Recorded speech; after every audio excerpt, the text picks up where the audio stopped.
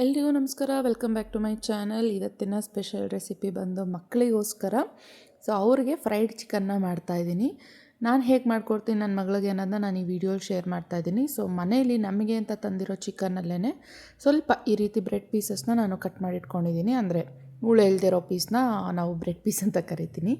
So ಅದಕ್ಕೆ ಒಂದು ಸ್ವಲ್ಪ ಕಾರ್ನ್ಫ್ಲೋರು ಮತ್ತು ಸ್ವಲ್ಪ ಶುಂಠಿ ಬೆಳ್ಳುಳ್ಳಿ ಪೇಸ್ಟು, ರುಚಿಗೆ ತಕ್ಕಷ್ಟು ಉಪ್ಪು ಮತ್ತು ಮೆಣಸು ಪುಡಿ, ಹಾಗೆ ದೇಸಿ ಫ್ಲೇವರ್ಗೋಸ್ಕರ ಸ್ವಲ್ಪ ಗರಂ ಮಸಾಲನ ಹಾಕಿ ಒಂದು ಚೂರು ನೀರನ್ನು ಮಿಕ್ಸ್ ಮಾಡಿಕೊಂಡು ಚೆನ್ನಾಗಿ ಕಲಸಿ ಮ್ಯಾರಿನೇಟ್ ಮಾಡ್ಕೊಳ್ಳಿ ಒಂದು 5ರಿಂದ 10 ನಿಮಿಷ. ಅಂದರೆ ಇದನ್ನು ಮಾಡಾದಮೇಲೆ ನೀವು ಎಣ್ಣೆ ಕಾಯಕ್ಕೆ ಇಟ್ಕೊಂಡ್ರೆ ಆ ಸಣ್ಣ ಉರಿಲಿ ಎಣ್ಣೆ ಕಾಯೋಷ್ಟರಲ್ಲಿ ಇದು ಮ್ಯಾರಿನೇಟ್ ಆಗಿರುತ್ತೆ.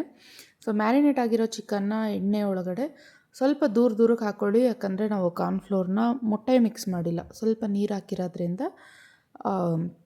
ಅಂಟ್ಕೊಳ್ಳೋ ಚಾನ್ಸಸ್ ಇರುತ್ತೆ. ಸೊ ನೋಡಿಕೊಂಡು ಹಾಕ್ಕೊಳ್ಳಿ ಸ್ವಲ್ಪ ದೂರಕ್ಕೆ. ಈ ರೀತಿ ಮಕ್ಕಳಿಗೆ ನಾವು ಚಿಕ್ಕ ವಯಸ್ಸಿಂದನೇ, ಅಂದರೆ ಒಂದು 9 ತಿಂಗಳಾದ ನಂತರ ನೀವೇನು ನಾನ್ ವೆಜ್ನ ರೂಢಿ ಮಾಡ್ತೀರಾ, ಶಾಸ್ತ್ರ ಅದೆಲ್ಲ ಮುಗಿದ್ಮೇಲೆ, ಮುಡಿ ಕೊಡೋ ಶಾಸ್ತ್ರ ಎಲ್ಲ ಆದಮೇಲೆ, ಸೊ ನಾವೇನೇನು ತಿಂತೀವೋ ಅದನ್ನೆಲ್ಲನೂ ಅವ್ರಿಗೆ ಒಂದು ಚೂರು ಟೇಸ್ಟ್ ತೋರಿಸ್ತಾ ಇರಿ.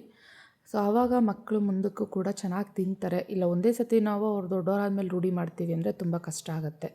ಸೊ ಈ ರೀತಿ ಸಣ್ಣ ಉರಿಲಿ ಎರಡೂ ಸೈಡು ಚೆನ್ನಾಗಿ ಬೇಯಿಸ್ಬಿಟ್ಟು ಕೊಡಿ. ಹಾಫ್ ಬಾಯ್ಲ್ಡ್ ಅಂತೂ ಕೊಡೋಕ್ಕೆ ಹೋಗಬೇಡಿ ಮಕ್ಕಳಿಗೆ, ಯಾವುದೇ ಆಗಲಿ, ತರಕಾರಿನೇ ಆಗಲಿ ನಾನ್ ವೆಜ್ಜೇ ಆಗಲಿ. ಸೊ ಈ ರೀತಿ ಬೇಯಿಸ್ಬಿಟ್ಟು ಕೊಟ್ಟರೆ ಮಕ್ಕಳು ತುಂಬ ಇಷ್ಟಪಟ್ಟು ತಿಂತಾರೆ. ಸೊ ನನ್ನ ಮಗಳಿಗೆ ಈ ರೀತಿ ಫ್ರೈಡ್ ಚಿಕನ್ ಮಾಡಿಕೊಟ್ರೆ ತುಂಬಾ ಇಷ್ಟ. ಅವಳು ಇಷ್ಟಪಟ್ಟು ತಿಂತಾಳೆ. ಸೊ ನೋಡಿದ್ರಲ್ಲ, ವಿಡಿಯೋ ಇಷ್ಟ ಆದರೆ ಲೈಕ್ ಮಾಡಿ, ಶೇರ್ ಮಾಡಿ, ಸಬ್ಸ್ಕ್ರೈಬ್ ಮಾಡೋದನ್ನು ಮರಿಬೇಡಿ. ಹಾಗೆಯೇ ನಿಮ್ಮ ಫ್ಯಾಮಿಲಿ ಫ್ರೆಂಡ್ಸ್ ಜೊತೆ ಎಲ್ಲನೂ ನನ್ನ ವಿಡಿಯೋನ ಶೇರ್ ಮಾಡಿ. ಈ ವಿಡಿಯೋ ಯಾರಿಗೆಲ್ಲ ಯೂಸ್ಫುಲ್ ಇದೆಯೋ ಅವ್ರಿಗೆ. ಹಾಗೆಯೇ ನಿಮ್ಮ ಅನಿಸಿಕೆನ ತಪ್ಪದೇ ಕಮೆಂಟ್ ಮಾಡಿ.